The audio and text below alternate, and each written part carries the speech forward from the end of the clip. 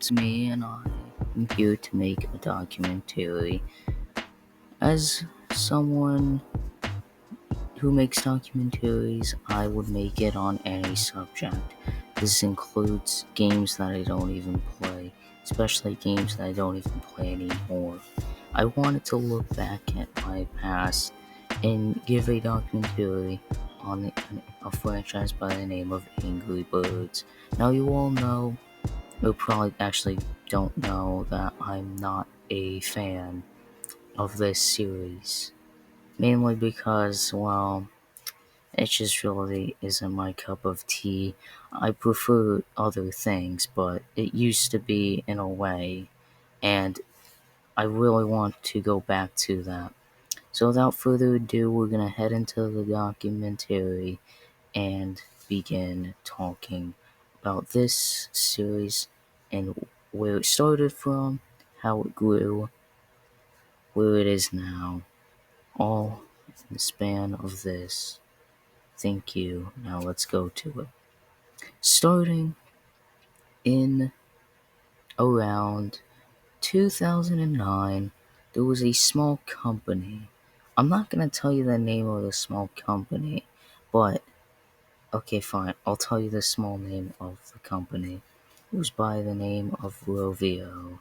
Apparently. And they make, or used to make mobile games. I'm pretty sure they still do that to this day. And, well, they decided to make a game based off of, well, tower defense types of games where you didn't have to move a character around.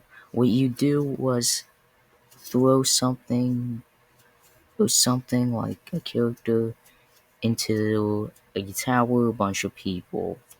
And with this idea, it would start around early that year, and by the end of the year, when the iPhone 3 was probably out, and Stephen Jobs was like, yeah, this is gonna be a hit, except he didn't make it because they decided to put it on his platforms and stuff they made, and it was a big hit worldwide.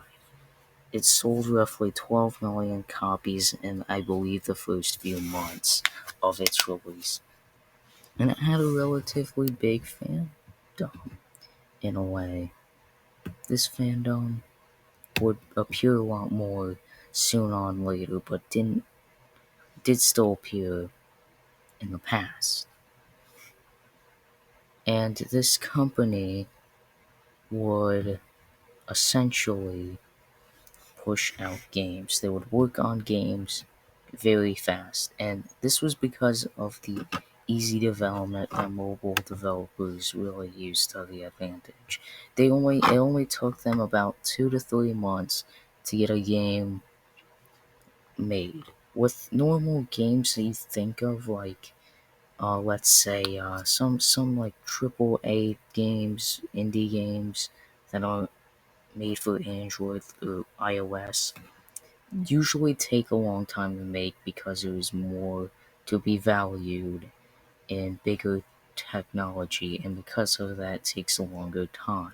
That's why it took 9 years for Cyberpunk 2077 to get out, and, well, it's a game that took that long. 2010 wasn't even that big of a year, but it was also big of a year. Well, the series was still new at the time. It wasn't as big yet. It was pretty big at 12 million copies sold.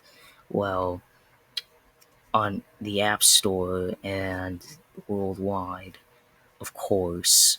And of course, yeah, I believe Google Play also had a lot of sales. 2011 hits, and there were more and more games being released. This was when the company knew there was going to be merch. They knew that there was going to be more to be desired. With the growth in fandom and, of course, money, you would expect more and more things to be pushed. And there was a lot pushed for new things. This was when phones were becoming much, stronger, And well, when this happens, you would want to work harder and move to more stronger things. And okay, what am I talking about? What I'm trying to say is that honestly, is that technology was advancing, sales were increasing, and you bet your sweet tooth what the hell am I saying? That there would be newer games. Well, I believe it was a grand total of two at that year, maybe four, five, six, I don't know. It's a lot, but not as much as the year forward would be. And the year forward would be even more bigger than the year before. This was at a time where merch was, selling a lot in a very, very large amount of quantity of merch was being sold. A lot of copies were being sold, newer games were out, and there was even a port to the Xbox 360, PS3, PS Vita, Wii, and 3DS in that said year of 2012. Not only in the year of 2012 was there big things, but there were even more games, specifically with the Angry Birds Star Wars game, which, although is bad on console with controls, did actually have a lot of positive reviews. Not as positive as the first game, but definitely positive enough. And I'll be showing you gameplay in this one image. Show it. You can't snap. Looks amazing. Right. Looks very, very amazing. Something to be valued. But you'd actually just be thinking it's just a normal game, to be honest. I own this game on the Nintendo Wii, and I did not like it. I don't know why I even play this. I haven't played it in a long time. I haven't played any of these games in the series for a long time. 2013, guys. Yeah, this year was also pretty big. Following the next 2 years, it would also kind of dim down though, because this year would kind of mean less, kind of not much, but less, some little less. It just wasn't as big as the year before. It still had plenty of merch sales, had plenty of game sales, and of course there was a brand new title of the game I just talked about coming out for, older Star Wars movies. Yeah, I don't know why I'm talking about Star Wars right now. Please go to that. Okay. Yeah, the following years were not actually looking as good. The series was kind of, dimming down a little bit. Not hated on or anything, but people just kind of would not like being as engaged into it. And I believe around these years I was kind of fading away my interest for it. Hence why I haven't picked up a game in years of this series. And of course there was the idea of there being a movie. And I'm not gonna give you anything on the movie. I'm not gonna really tell my personal opinions on it because I haven't seen it in a long time. It's like 4 or 5 years old by now, maybe. I don't know how old it is, but well, it's just well, yeah, it was planned out. It was planned out to come in spring of 2016 when the series was dimming down. This new company also, well, not new company, the said company I said before, really wanted a movie coming out. It would actually help with some of the things because this it just they were soon to stopping making games. Well, not stopping, but slowly. Of course, they'd return after it made like $500 or something. Not $500, more than like 500 million. Made $500 million, I believe, worldwide. And with this, they were gonna make some new games. These new games from this year and beyond kind of didn't really. They kind of suck, to be honest. Well, that's what I've heard about from reviews, but they just simply don't have too many good things when you think about it, and you kind of start to see that.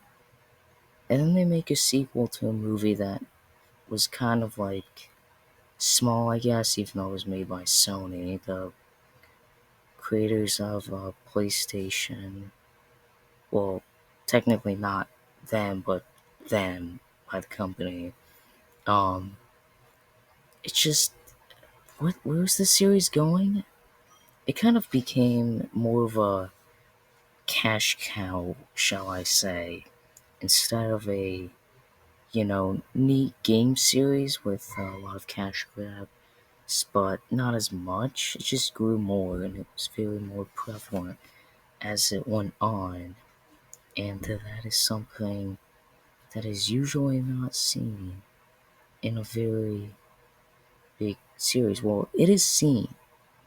May I mention it is seen, but not was it starting to get too repetitive, and some decision making behind them also made some people very upset. By I mean everybody, or a lot of people upset. A lot of people were upset because of the decisions being made. Not only were certain of games being removed from iPhones and Androids, well, the Play Stores, it just wasn't going down for many people. Reviews on certain new games were going down, and the company that made this in Finland, and well, worldwide, it was originated from Finland, shall I mention, was starting to look in itself with a negative light. And as certain making of a decision, you can actually make something go from beloved to absolutely teared by them by the public mass. And that's something you don't want to have, especially when you're here making games.